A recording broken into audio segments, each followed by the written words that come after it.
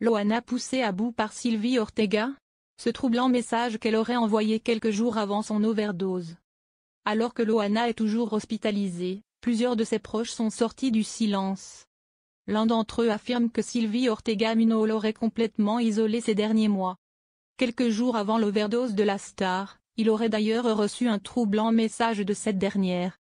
Depuis que Loana a été hospitalisée hier, en raison d'une consommation massive de GHB, certaines personnes de son entourage sont la cible de graves accusations. C'est le cas de sa plus proche amie Sylvie Ortega Munoz, qui est soupçonnée d'avoir une influence néfaste sur l'ancienne vedette de Loft Story. En effet, c'est elle qui était à ses côtés lorsque la fille de Violette a ingurgité des drogues. C'est aussi elle qui était présente lorsque 4 mois plus tôt.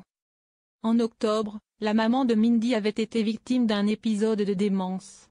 Topless, la star avait déambulé devant son appartement parisien. Depuis, Sylvie Ortega Munoz a elle-même reconnu avoir donné du Xanax à Loana avant sa prise en charge par les secours. Mais alors qu'elle est attaquée par plusieurs anciens lofters, dont Stevie Boulet et Kenza Brega, la veuve de Ludovic Chancel s'est défendue sur les réseaux sociaux. Elle affirme que ces derniers ont délaissé la star, alors qu'elle est à ses côtés depuis de longs mois. Mais un ami de Loana soutient que si elle est la seule à être auprès d'elle, c'est justement car elle s'est arrangée pour évincer tout son entourage. Sylvie Ortega Munoz accusée d'avoir isolé Loana. Pour ce proche ami de Loana, qui a souhaité garder l'anonymat, Sylvie Ortega Munoz est la raison de son mal-être. Auprès de public, il affirme qu'elle l'aurait poussé à bout et l'aurait coupé de ses proches. À tel point que peu avant son overdose, la star de télé-réalité lui avait envoyé un troublant message. Il y a quelques jours, Loana m'a écrit ne plus vouloir me voir. Déplore-t-il dans les colonnes du magazine.